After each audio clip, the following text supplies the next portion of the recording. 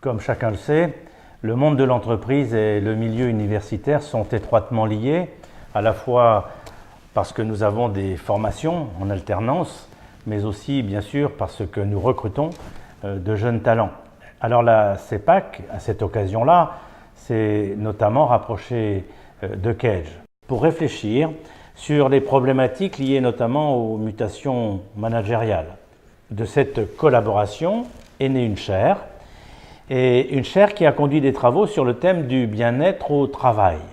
Alors ces réflexions avec Cage nous ont amené d'une part à mettre en place de nouvelles méthodes plus collaboratives, moins individuelles, à intégrer dans nos outils de ressources humaines une dimension plus relationnelle, et puis enfin à faire évoluer nos pratiques managériales.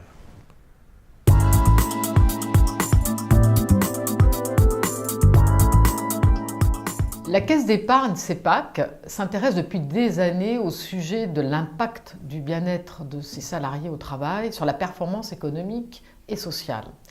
C'est à cet effet que cette grande banque a souhaité interroger le monde académique, nous interroger sur les outils d'amélioration du bien-être au travail des salariés, qui sont vraiment des vecteurs de transformation économique positive des organisations.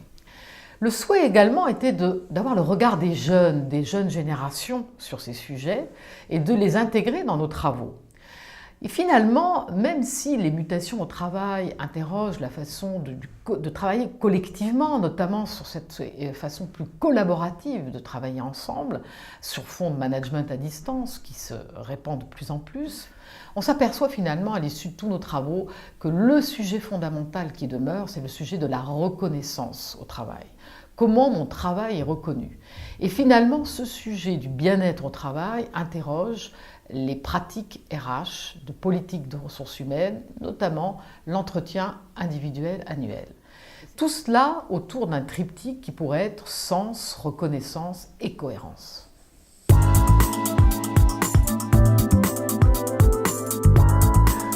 Je résumerai pour ma part les mutations du travail à deux grandes périodes que l'on vient de connaître. Une première période qui est derrière nous, même si elle est encore en cours, qui a concerné essentiellement l'évolution des moyens, des conditions de travail, des outils. Et l'évolution que l'on connaît aujourd'hui, qui a trait davantage aux acteurs et à leurs interactions.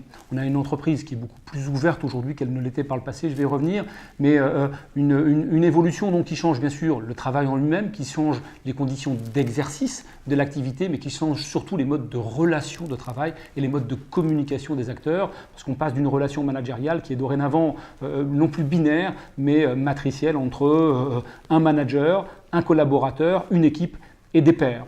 Donc cette nouvelle relation de travail pour le collaborateur, c'est de nouvelles exigences en effet, d'adaptation permanente à un environnement qui bouge, de réactivité, d'expertise, parce que de plus en plus le collaborateur est sollicité pour son expertise, sa valeur ajoutée, et bien sûr une relation client qui est présente dans tous les strates de l'entreprise et des activités, qu'elles soient de middle ou de front. Pour les managers, c'est un nouveau rôle. Un nouveau rôle entre le rôle traditionnel du pilotage et de l'animation de l'activité qui évolue sur deux dimensions supplémentaires et cruciales dans la relation de travail. Cette nouvelle relation de travail, c'est le donner du sens et le coacher et accompagner. C'est cette dimension beaucoup plus humaine qui prend tout son sens dans la mise en œuvre des pratiques managériales. Une mise en œuvre où la co-construction, la co-responsabilité prend le pas sur cette relation historique d'autorité. On a une dimension managériale qui est aussi beaucoup plus matricielle que bilatérale, hein, puisqu'elle intègre non seulement bien sûr les collaborateurs, mais l'équipe et les pairs.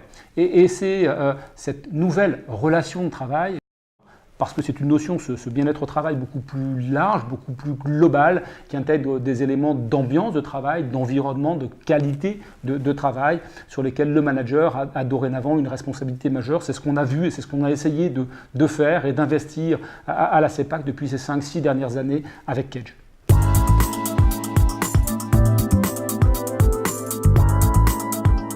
Pourquoi une chaire bien-être et travail? Pour une raison simple, le travail change. Et ce travail qui change nécessite effectivement un management différent. Et ce management différent, il va s'articuler sur un principe qui est l'intelligence collective. Parce que l'homme est un animal social et donc il faut effectivement, quand il est en groupe, qu'il soit régulé. C'est le rôle du manager. Mais il va réguler d'une façon qui n'est pas simplement de définir des objectifs, mais aussi de prendre en charge les affects de chacun. Et ça, c'est une autre dimension aujourd'hui que le manager doit savoir prendre en compte. Et ça nécessite donc de la part du manager quelque chose qui s'appelle la convivialité. Il va falloir qu'il crée les conditions d'une sorte de bien-être au travail. Et pour ce faire, il va devoir effectivement réguler, c'est-à-dire accompagner chacun, accompagner l'équipe à tout moment. Et une dernière chose, une dernière dimension non négligeable, c'est la capacité qu'il va avoir à savoir faire partager par ses équipes la question effectivement de cette œuvre, de la façon dont une entreprise a une vision. Généralement, c'est une vision qui est portée au plus haut niveau, mais elle doit aussi se décliner dans chacune des équipes, au plus bas niveau. Et ce bas niveau, c'est la capacité que l'on a à effectivement comprendre où l'on est. Et je prendrai la petite anecdote que Charles Péguy développait quand il était sur le chantier de Notre-Dame de Paris, dans lequel il rencontre 3 ouvriers. Le premier, qui était en train de frapper une pierre, il lui demande ce qu'il faisait. Il était en train de polir une pierre. Le deuxième, ce qu'il faisait, gagner sa vie. Et le troisième, il construit une cathédrale. Eh bien, c'est cela. Chacun doit effectivement avoir des compétences, chacun doit savoir bien gagner sa vie, mais aussi doit œuvrer à cette construction de quelque chose qui le dépasse, qu'est la cathédrale.